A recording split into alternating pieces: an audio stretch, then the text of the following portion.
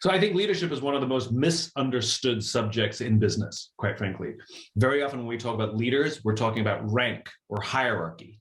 But you and I both know many people throughout our careers who at very high levels of companies who are not leaders. We do as they tell us because they have authority over us, but we would never trust them or choose to follow them. And you and I both know people at low levels of organizations who have no formal rank or authority, and yet they've made the choice to look after the person to the left of them and to look after the person to the right of them, and we trust them and would follow them anywhere. Leadership fundamentally is the responsibility to see those around us rise.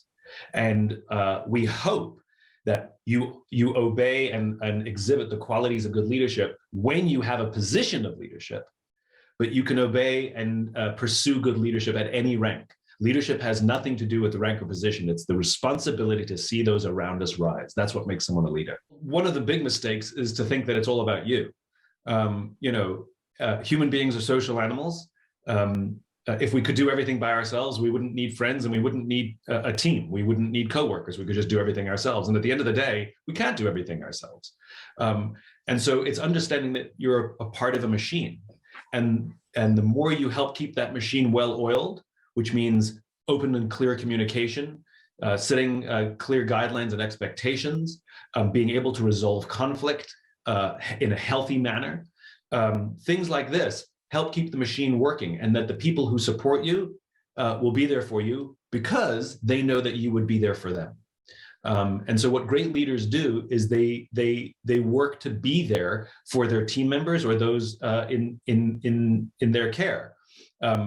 Remember, when we're junior in our companies, when we first join the company will give us tons and tons of training so that we'll be good at our jobs, right? And some people get advanced degrees, engineers and the like will get advanced degrees so that they'll be good at their job. And if you're really good at your job, eventually you'll get promoted to a position where you're now responsible for the people who do the job you used to do. But we very rarely give any kind of training or sort of apprenticeship on how to be a leader. And just because somebody was good at their job doesn't mean they're good at leading other people at being that good at that job. A good salesperson doesn't necessarily make a good sales manager, for example. There are different skill sets. And so one of the things we have to remember when we occupy a position of leadership is we now have the responsibility to see those in our team, to see those on our team do well, to help them work to their natural best. It's not just about us and how good we are or how good we were when we used to do the job they used to. It's a different skill set and a different mindset.